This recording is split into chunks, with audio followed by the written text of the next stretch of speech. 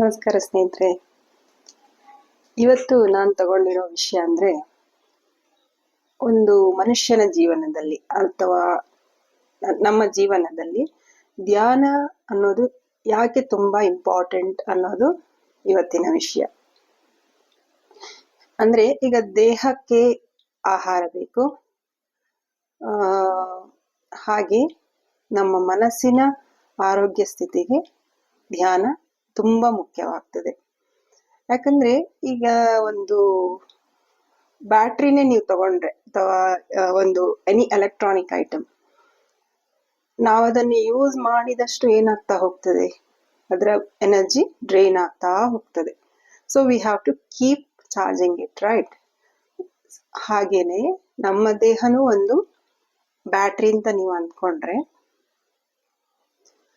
ಅದ್ರ ಶಕ್ತಿ ಒಂದು ಆ ಜೀವಿಯ ಒಂದು ಕೆಪಾಸಿಟಿ ಎಷ್ಟಿರ್ತದೆ ಅಷ್ಟು ಶಕ್ತಿ ಅದರಲ್ಲಿ ಬೇಸಿಕ್ ಇರ್ತದೆ. ಬಟ್ ಅದು ಅಷ್ಟೇ ಹಾಗೇ ಕಂಟಿನ್ಯೂಸ್ ಯಾವಾಗ್ಲೂ ಇರ್ತದೆ ಅಂತ ಹೇಳಲಿಕ್ಕೆ ಸಾಧ್ಯ ಇಲ್ಲ. ಅದಕ್ಕೆ ಬೇರೆ ಬೇರೆ ಕಾರಣಗಳಿರ್ತದೆ. ನಮ್ಮ ಶಕ್ತಿ ಮೇ ಬಿ ನಮ್ಮ ಒಂದು ಅನಾರೋಗ್ಯ ಆರ್ ನಮ್ಗೆ ಜೀವನದಲ್ಲಿ ಬೀಳುವಂತ ಕೆಲವು ಪೆಟ್ಟುಗಳು, ಸಮಸ್ಯೆಗಳು, ಜವಾಬ್ದಾರಿಗಳು, ಈ ತರ ಬೇರೆ ಬೇರೆ ರೀಸನ್, ಅಥವಾ ನಾವು ಬೆರೆಯುವಂತ ಜನಗಳು, ಯಾರೊಟ್ಟಿಗೆ ಬೆರೀತೇವೆ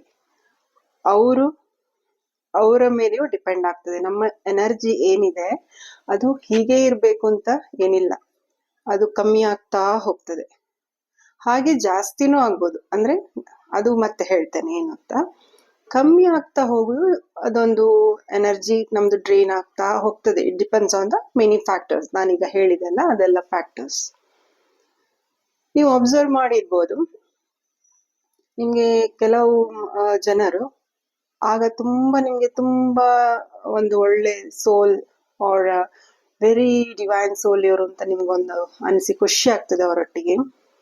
ಅವರದೊಂದು ಬಿಹೇವಿಯರ್ ಆಗ್ಲಿ ಅಥವಾ ಅವರ ಒಂದು ಸಮಾಧಾನ, ದ ವೇ ದೇ ರೆಸ್ಪಾಂಡ್, ಇದೆಲ್ಲ ನಮ್ಗೆ ವಾವ್ ಎಷ್ಟು ಡಿವೈನ್ ಆಗಿದ್ದಾರೆ ಇವರು ಅಂತ ನಮ್ಗೆ ಅವ್ರ ಹತ್ರ ಏನೋ ಒಂದು ನಮ್ಮ ಎಲ್ಲ ತಳಮಳಗಳು ಕಾಮ್ ಆಗ್ತಾ ಹೋಗ್ತದೆ. ಆಗ ನಮ್ಗೆ ಒಂದು ಒಪಿನಿಯನ್ ಕ್ರಿಯೇಟ್ ಆಗ್ತದೆ, ಎಷ್ಟು ಇವರೊಂದು ತುಂಬಾ ಒಳ್ಳೆಯ ಎನರ್ಜಿ ಅಂತ.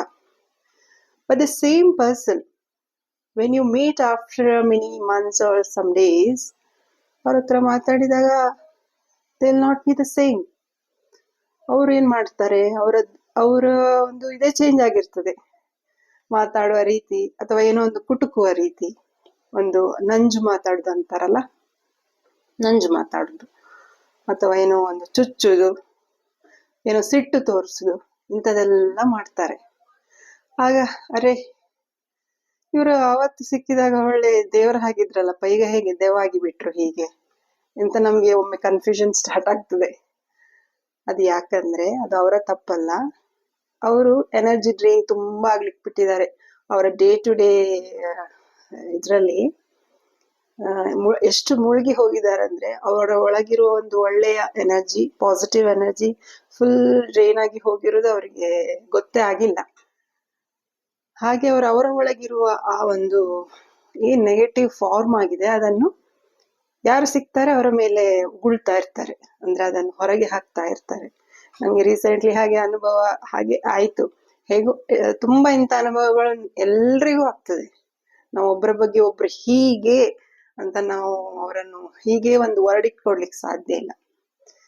They keep changing. That is because ನಮ್ಮ ಒಳಗಿರೋ ಒಂದು ಶಕ್ತಿ ಇದೆ ಅಲ್ಲ, ಅದು ಯಾವಾಗ್ಲೂ ಹೀಗೇ ಇರ್ಲಿಕ್ಕೆ ನಾವು ಎನ್ಲೈಟನ್ಡ್ ಅಲ್ಲ, ದೇವರಲ್ಲ. ಪ್ರತಿಯೊಂದು ಕ್ಷಣನೂ ನಮ್ಮ ಎನರ್ಜಿ ಲೂಸ್ ಆಗ್ತಾ ಇರ್ತದೆ. ಅದಕ್ಕಾಗಿ ನಾವು ಅದನ್ನ ಆಗಾಗ ಕಾಲ ಕಾಲಕ್ಕೆ ಅದನ್ನ ರೀಚಾರ್ಜ್ ಮಾಡ್ತಾ ಇರ್ಬೇಕು. ಹೇಗೆ ಬ್ಯಾಟ್ರಿ ಡೌನ್ ಆದ್ರೆ ಮೊಬೈಲ್ ಅನ್ನು ಚಾರ್ಜ್ ಮಾಡ್ಲಿಕ್ಕೆ ಇಡ್ತೇವಲ್ಲ, ಹಾಗೆ ನಮ್ಮನ್ನು ಚಾರ್ಜ್ ಮಾಡ್ತಾ ಇರ್ಬೇಕು. ಹೇಗೆ ಚಾರ್ಜ್ ಮಾಡುದು, ಅದಕ್ಕೆ ಬೇರೆ ಬೇರೆ ರೀತಿ ಇದೆ. ಕೆಲವರಿಗೆ ದೇವಸ್ಥಾನಕ್ಕೆ ಹೋದ್ರೆ ಒಂದು ಅಲ್ಲಿಯ ಶಕ್ತಿ ಸಿಗ್ತದೆ, ದೇವರ ಶಕ್ತಿ, ಸತ್ಸಂಗ, ಭಜನೆ, ಮಂತ್ರಗಳು, ಹಾಗೆ ಬೇರೆ ಬೇರೆ ಒಬ್ಬೊಬ್ಬರಿಗೆ ಒಂದೊಂದ್ರಲ್ಲಿ ಏನೋ ಒಂದು ರಿಲ್ಯಾಕ್ಸೇಷನ್ ಸಿಗ್ತದೆ, ಪ್ಲಸ್ ಅವರಿಗೆ ಒಂದು ಖುಷಿ ಸಿಗ್ತದೆ. ಅದವ್ರು ಮಾಡ್ತಾ ಹೋಗ್ಬೋದು. ಇಲ್ಲದಿದ್ರೆ ಧ್ಯಾನ ಇಸ್ ದ ಬೆಸ್ಟ್ ವೇ ನಾನ್ ಹೇಳುದು. ಯಾಕಂದ್ರೆ ಅದರಲ್ಲಿ ನಿಮ್ಗೆ ಯಾವ ಡಿಸ್ಟರ್ಬೆನ್ಸ್ ಇಲ್ಲ, ನಿಮ್ಮೊಟ್ಟಿಗೆ ನೀವು ಕೂತ್ಕೊಳ್ಳೋದು, ನಿಮ್ಮನ್ನು ನೀವು ಅರ್ಥಕೊಳ್ಳೋದು. And the whole cosmic energy is with you. ನಿಮ್ಮನ್ನು ರಿಚಾರ್ಜ್ ಮಾಡ್ಲಿಕ್ಕೆ ಹೋಲ್ ಕಾಸ್ಮಿಕ್ ಎನರ್ಜಿ ಇದೆ, ನಿಮ್ಮನ್ನು ಲಿಮಿಟ್ ಮಾಡ್ಕೊಳ್ಳೋದು ಬೇಡ ಎಲ್ಲಿಯೂ, ಅದು ಬಂದು ನಿಮ್ಮನ್ನು ರಿಚಾರ್ಜ್ ಮಾಡ್ತದೆ. ಹಾಗೆ ಸ್ವಲ್ಪ ಧ್ಯಾನದ ಕಡೆಗೆ ತುಂಬಾ ಗಮನ ಕೊಡಬೇಕು. ಹೇಗೆ ನಾವು ದೇಹಕ್ಕೆ ಅನ್ನ ಕೊಟ್ಟು ದೇಹವನ್ನ ಸಾಕ್ತೇವೋ, ಅಟ್ ದ ಸೇಮ್ ಟೈಮ್ ನಮ್ಮ ಮನಸ್ಸಿಗೂ ಒಂದು ಒಳ್ಳೆಯ ಧ್ಯಾನವನ್ನ ಆಗಾಗ ಮಾಡಿಸ್ತಾ ಅದನ್ನು ಹೆಲ್ದಿಯಾಗಿ ನಮ್ಮೊಳಗಿನ ಎನರ್ಜಿಯನ್ನು ಪಾಸಿಟಿವ್ ಆಗಿ ಇಟ್ಕೊಳ್ಳಿಕ್ಕೆ ನಾವು ತುಂಬಾ ಪ್ರಯತ್ನ ಮಾಡಬೇಕು. ನಮ್ಮ ಆ ಒಂದು ಕನ್ಸಿಸ್ಟೆನ್ಸಿಯನ್ನ ಕಾಯ್ಕೊಳ್ತಾ ಹೋಗ್ಬೇಕು, ಮತ್ತೆ ಅದನ್ನು ಜಾಸ್ತಿ ಮಾಡ್ಕೊಳ್ತಾ ಹೋಗ್ಬೇಕು, ಪಾಸಿಟಿವ್ ಎನರ್ಜಿಯನ್ನು ಜಾಸ್ತಿ ಮಾಡ್ಕೊಳ್ತಾ ಹೋಗ್ಬೇಕು. ಇದು ಧ್ಯಾನದ ಮಹತ್ವ. ಧನ್ಯವಾದಗಳು.